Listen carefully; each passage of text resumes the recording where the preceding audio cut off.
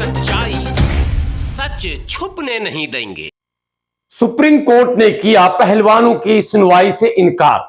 Supreme court ने कहा कि आपकी सुनवाई हो चुकी और एफआईआर दर्ज हो चुका, आगे अगर और कुछ करना है तो निचली अदालतों में जा सकते हैं। जी हां, सेशन कोर्ट या हाई कोर्ट में आप जाकर फिर से अपील कर सकते हैं, लेकिन अब आपकी आगे यहां सुनवाई नहीं होगी।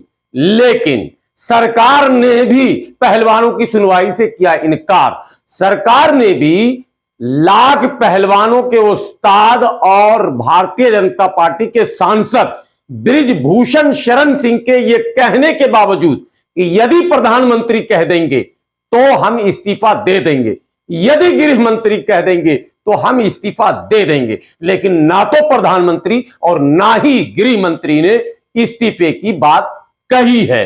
आदाब, मैं हूं हाफिज गुलाम सरवर और आप देख रहे हैं देश की सच्चाई।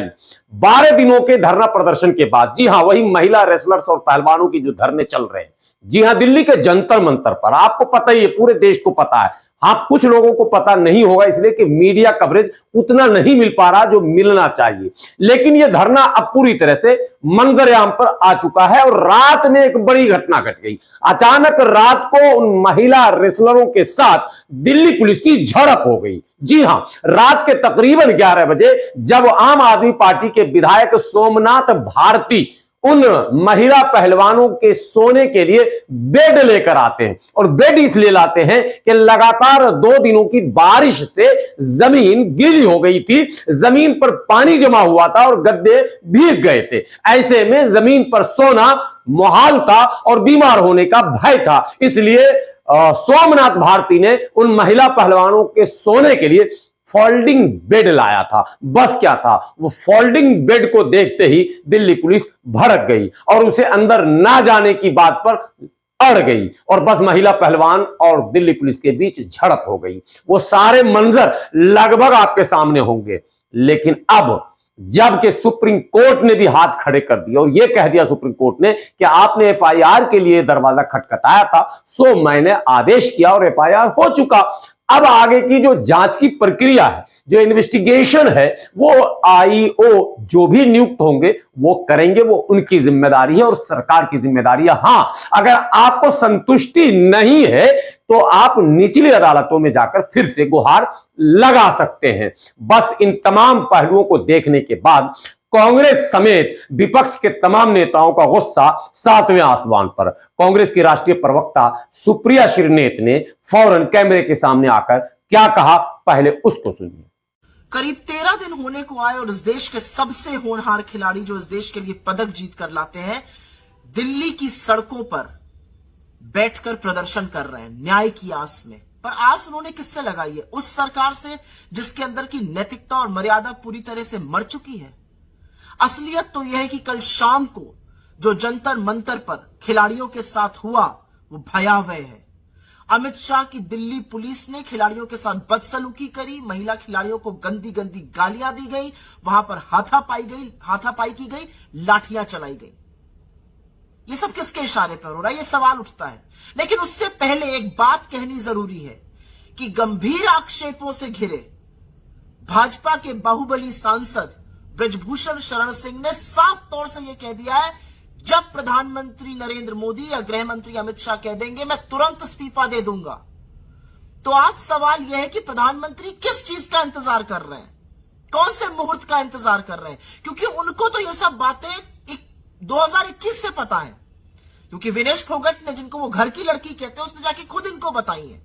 और अब ये भयावह स्थिति देखकर भी आप चुप बने बैठे रहिएगा मोदी जी। आज सवाल इस बात का है, आज सवाल इस बात का है कि क्या आप अपनी चुप्पी तोड़िएगा और किस मुंह से आप कर्नाटका आकर यहां पर नारी शक्ति की बात करते हैं जब देश की बेटियों के साथ बदसलूकी हो रही है। लेकिन इस पूरे प्रकरण में बहुत सारे चेहरे बेनकाब हुए। मैं पहली बात करना चाहती हूं इस देश के गृह मंत्री अमित शाह की। अमित शाह की दिल्ली पुलिस की असलियत यह है कि उन्होंने एफआईआर ही लॉन्च नहीं करी तब तक जब तक सुप्रीम कोर्ट ने निर्देश नहीं दिया। और अब अमित शाह की ही दिल्ली पुलिस ने कल महिला खिलाड़ियों के साथ और अन्य वहां पर खिलाड़ियों के साथ बदसलूकी करी है, बदतमीजी करी है और उनके साथ अन्याय किया है। अमित शाह जी, आपका चेहरा बेनकाब होता हुआ पूरा देश देख रहा है। दूसरी बात तो मोदी जी की करनी ही पड़ेगी, क्योंकि जो आरोपी है वो कह रहे हैं मोदी जी कहे तो मैं इस्तीफा दे दूंगा, लेकिन मोदी जी पता नहीं किस चीज का इंतजार कर रहे हैं। मोदी जी को तो 2021 से पता था कि ऐसा कुछ है, पता नहीं किस बात का इंतजार कर रहे हैं।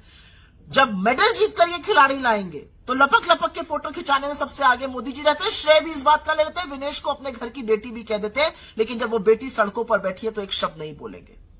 तीसरा चेहरा बेनकाब होता है इस देश के खेल कूद मंत्री का, अनुराग ठाकुर का। आप मीडिया के इवेंट्स में जाके स्किपिंग करिएगा, पुशअप्स करिएगा, और जो महिला खिलाड़ियों का आरोप है, जो आप पर वो सीधा आरोप लगा रही है कि आपने आश्वासन दिया था, उसके बारे में क्या कीजिएगा?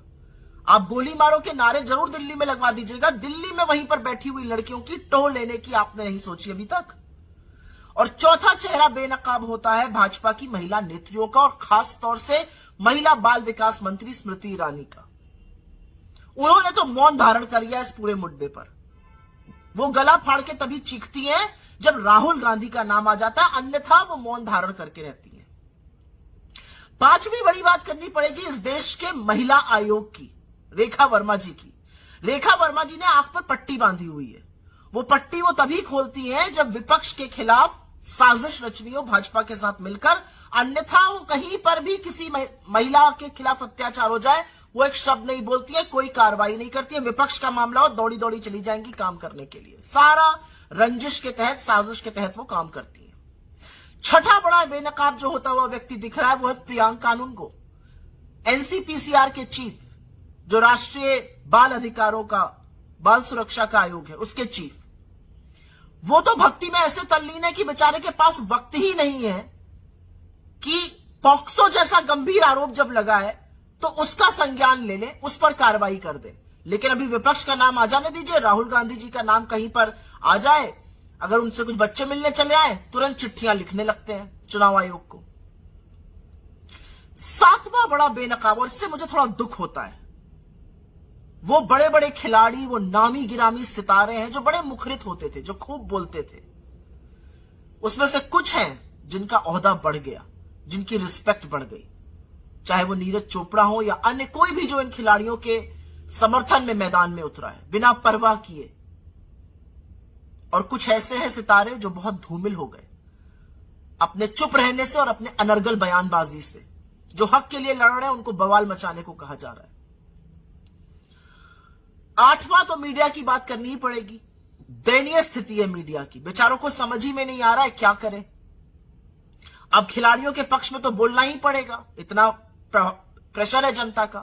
ब्रजभूषण सिंह से भी सवाल किए जा रहे हैं, लेकिन मजाल है कि अमित शाह की दिल्ली पुलिस और अमित शाह से पहले दिल्ली पुलिस के रवैये पर सवाल करें या प्रधानमंत्री की चुप्पी पर सवाल करें, क्योंकि ब्रजभूषण शरण सिंह कहते हैं प्रधानमंत्री बोल दे मैं इस्तीफा दे दूंगा। मजाल एक सवाल किया जाए कि प्रधानमंत्री क्यों नहीं बोल रहे हैं।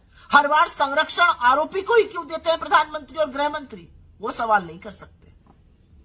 लेकिन असलियत यह है कि अब जो गेंद है ना वो ब्रजभूषण शरण सिंह ने आपके पाले में डाल दी है मोदी जी, ये कहकर कि जब आप कहिएगा या गृह मंत्री कहेंगे तो वो रिजाइन कर देंगे। तो आप किस बात का इंतजार कर रहे हैं?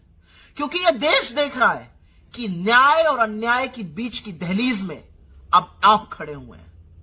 आप क्या करिएगा वो बताएगा कि इस देश की बेटियों की रत्ती भर भी आपको फिक्र है कि नहीं। 13 दिन से ऊपर होने को आ गए। वो सुशोभित खिलाड़ी जो इस देश का गौरव बढ़ाते हैं, जो बड़े बड़ों को पटखनी दे देते हैं, जो लोगों को चारों खाने चित्त कर देते हैं, आंसुओं से रो रहे हैं।